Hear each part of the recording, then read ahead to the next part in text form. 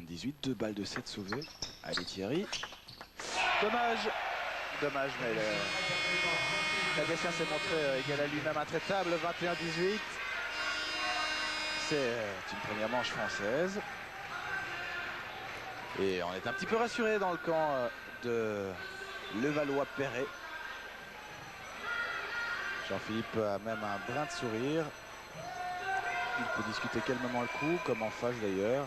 Thierry toujours un peu nerveux, hein. Il se laisse aller dans les moments un peu morts comme ceci. Il doit se libérer, je crois qu'on n'aime pas dans ces moments-là être dérangé, notamment par un micro qui vient dans votre bouche pour pouvoir s'exprimer librement et se libérer. Hors de portée des micros, les statistiques... Oui, on peut apercevoir que Thierry n'a fait que 4 revers dans ce set. C'est tellement Gatien évite de jouer dans son revers.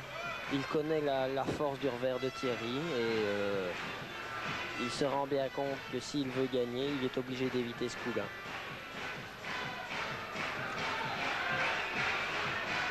Cacaïne, et voilà, tout le registre aussi de la fanfare de Levallois-Perret qui est venu ici rendre l'appareil au COP de Charleroi, qu'on n'entend pas trop pour l'instant encore, hein.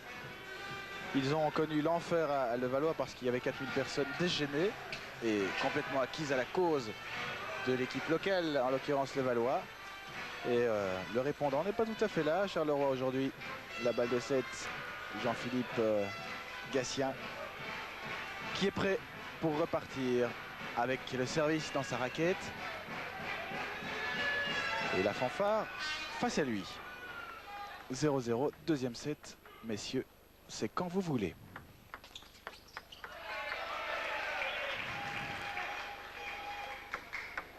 Un premier bon service et un premier point, 1-0.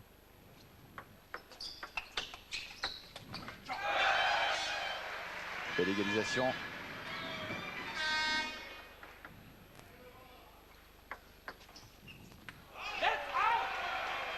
Et premier cri de la partie, Thierry qui semble dire tout de suite chut, je me tais, et je reste dans le bon esprit qui m'habite depuis le début de la rencontre. Il a bien raison.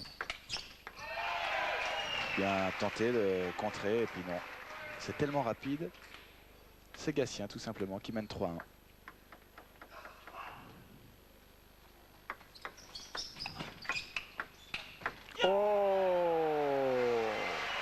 Vous avez tout dit en disant ça, Philippe. C'est vrai que c'est superbe.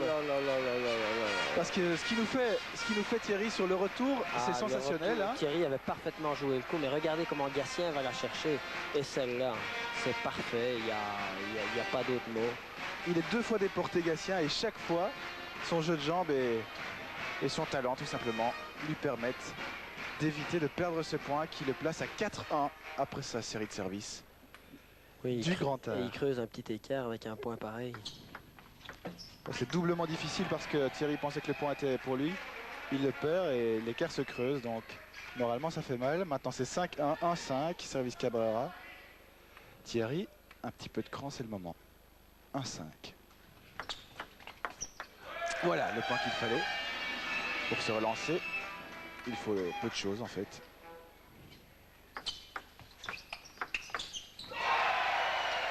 Du très bon Gatien. Hein. Il a mis un demi-set à se régler, mais depuis... parce que Thierry ne commet pas de faute directe. Ne commet pas de faute stupide. Il joue même plutôt bien le coup. Il y avait de l'effet, ça rebondit et ça vous échappe. Petite faute de placement, il s'attendait à une balle forte. Et c'est 5 points d'écart maintenant en début de deuxième manche.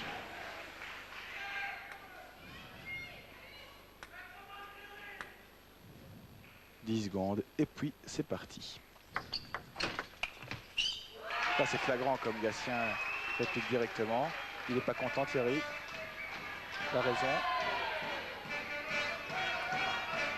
C'est pas facile de jouer contre ce Gatien-là, évidemment, il est fort. Et je crois que Thierry se rend compte que lui-même joue bien. Mais que Gatien joue très très bien. Allez, 3-8. Rien de perdu. Mais on se régale déjà à l'avance, 8-3. On se régale déjà à l'avance rien qu'en pensant que le 5e match donnera lieu à un combat entre deux hommes en forme. Jean-Philippe Gatien, Jean-Michel Sèvres. C'est pas encore pour tout de suite, mais on vous allège un peu pour que vous restiez en notre compagnie dans ce match marathon. 8-3. Je ne sais pas si vous avez remarqué, mais la séparation est tombée dans le fond de l'aire de jeu. On est allé la ramasser. Il y a eu un petit break et puis Gatien a servi long. Thierry n'était pas encore tout à fait concentré. Boum, c'est à point. Et un deuxième maintenant sur la lancée du premier. Il se tient la hanche, Caps, Cabrera. Le trou est fait. Attention que la rupture ne soit définitivement consommée. L'outsider qui résiste dans le premier set et puis qui craque ensuite, c'est classique. Et les réglages ne sont plus ce qu'ils étaient. Hein. La preuve, il s'énerve. Il a besoin de se libérer comme ça en criant. Vous allez le découvrir tout à l'heure. Nous le dire à l'interview. Un petit sujet qu'on vous a préparé. Attention. Tout est là pour le décontenancer. Tout ce qu'il n'aime pas. Et c'est 12-3 maintenant. 9 points contre Gatien quand on a perdu le premier set. Ça sent plus que le roussi. Et le scénario du premier match Levallois-Villette qui se répète. Le scénario d'il y a une semaine. Victoire en 2-7 de Jean-Michel pour commencer. Réplique en 2-7 de Gatien dans le deuxième match. Ce sera donc un partout comme à Paris. Et il continue dans ce registre épatant Gatien. 14-3.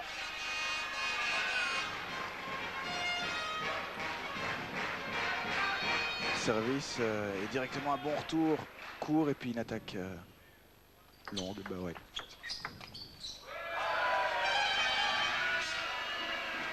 « 10 points d'écart. C'est 4-14.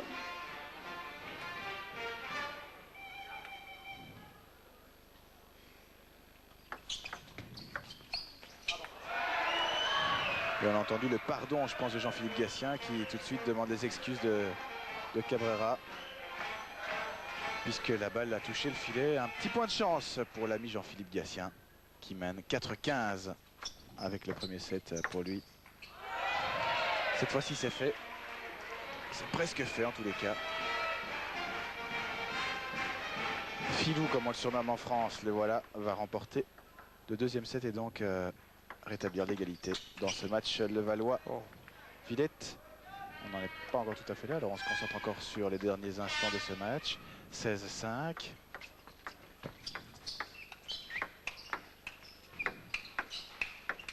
Oh, c'est superbe. Hein. C'est Gatien vraiment dans toute sa splendeur. Ça part vite la balle de Thierry, mais non. Gatien est encore là pour top spinner. Contre top spinner. Et 17-6.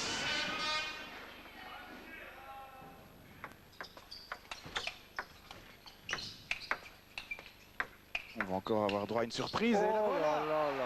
Quelle surprise, voilà. On sent ça, on sent Gatien dans un état de grâce. Et la mine de Thierry est éloquente et le poing et le doigt qui se dresse, le pouce en l'air pour dire bravo mon grand. Tu es super aujourd'hui.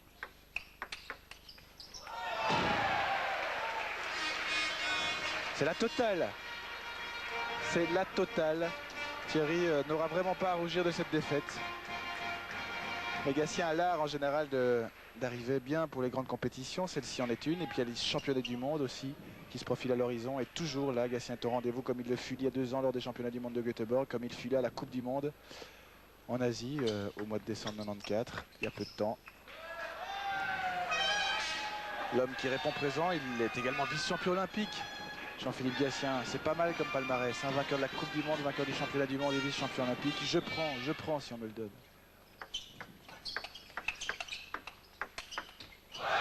Et il a raison, Thierry, de continuer.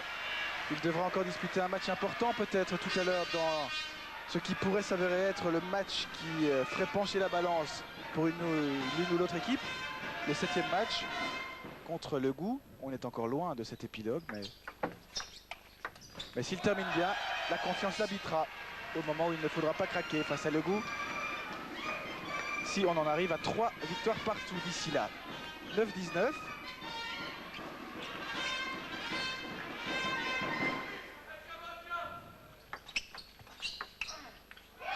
Et 11 balles de match pour Gatien. 11 balles de match. C'est in the pocket. En France, on dit c'est dans la poche parce qu'on essaie de parler français précisément.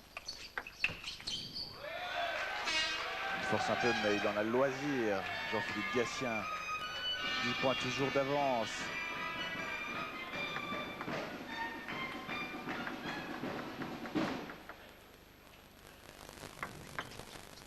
Et cette fois-ci, c'est fait. 21-10, deuxième set pour le Valois. Et premier point marqué par le club français, le club champion de France. Il est content, Gatien, soulagé aussi. Il craignait peut-être un petit peu plus qu'à l'habitude cette rencontre qui était capitale. On repart dans le milieu de ce set pour réapprécier la forme de Cabrera dans ce cas-ci. Les supporters de Levallois-Perret qui sont là. Paris, le sport commence à marcher très très bien avec le Paris Saint-Germain en football, c'est clair. Et en tennis de table aussi, avec 4000 personnes la semaine passée. C'est presque une première pour un match de tennis de table. Beaucoup de monde, je crois, et j'espère qu'on va aller retrouver Thierry Cabrera à l'interview avant de le voir dans une petite rubrique où notamment Bernard Ménez parle de lui, parce que Ménez est un supporter. Bernard Ménez, l'acteur français, est supporter de Levallois-Perret, là où il joue également. Thierry fait des grands signes à Benoît Liénard.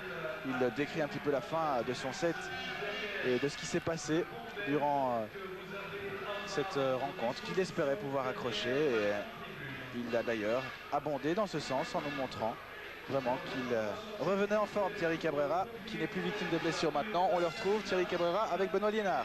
Oui, Thierry Cabrera, j'ai envie de dire que vous avez fait un beau match, un superbe premier set, mais devant il y avait un super Gatien. Je me dis, j'avais même un Gatien assez extraordinaire en face de moi. Je pense que j'ai fait un tout bon premier set. J'ai joué presque sans faire de faute. Malheureusement, bon, il y a 2-3 petits points qui sont joués au service et retour de service. Alors là, quand on parle du deuxième set, on n'y parle même pas parce que la façon dont il a joué contre le deuxième set, là, je peux jouer au niveau auquel je veux, j'ai aucune chance. Et il a 1m75, j'ai 1m92, il est 2 fois plus rapide que moi. Et quand il joue au même niveau ce qu'il a joué au deuxième set, là, j'ai aucune chance. Et encore en plus de ça, on joue en Belgique avec des arbitres belges. Et après un point, ils commencent déjà à faire leur cinéma. On n'est pas sorti de l'auberge, quoi. Hein. Voilà, c'est du Thierry Cabrera au Grand Opéra. On aura l'occasion de le voir tout de suite après, Thierry, grâce à un sujet qui vous est consacré. Une question encore. Il va falloir tout de suite vous concentrer parce que ce n'est pas terminé. Vous avez peut-être encore un match à jouer, qui sait. Et c'est en général un match très très important. Et vous êtes l'homme de ce fameux 7e match. Ouais, ben c'est vrai que normalement, c'est des matchs que j'apprécie beaucoup. Je perds rarement des matchs sous haute pression à 3-3, 4-4.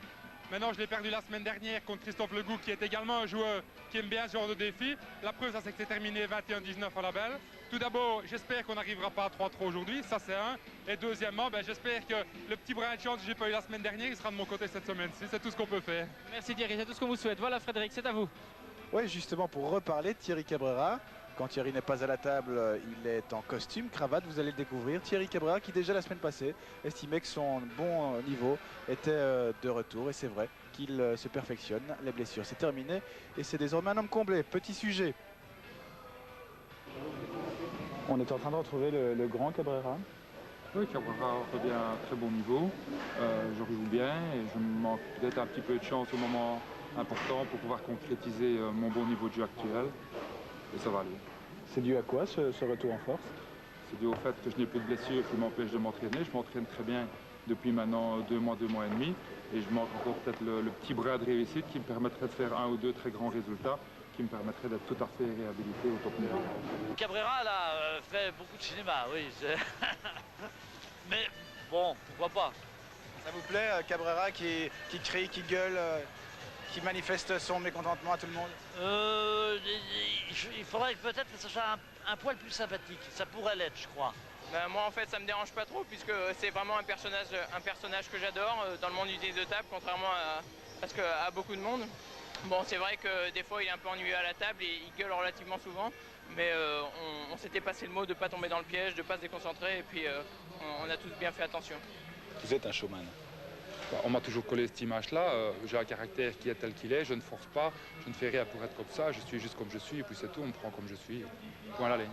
Quand vous criez, c'est pas pour déconcentrer l'adversaire, c'est parce que c'est plus fort c'est parce que moi c'est plus fort que moi, c'est une force qui me prend à l'intérieur, il faut que j'extériorise ce que je pense à l'intérieur, et quand j'ai des crises comme ça, ben, il faut qu'elles sortent, et si je ne les fais pas sortir, ça reste à l'intérieur, je commence à trembler, à paniquer, et à ce moment-là, je joue encore beaucoup moins bien. Je disais pas tant, Thierry. Je vous remercie, Frédéric.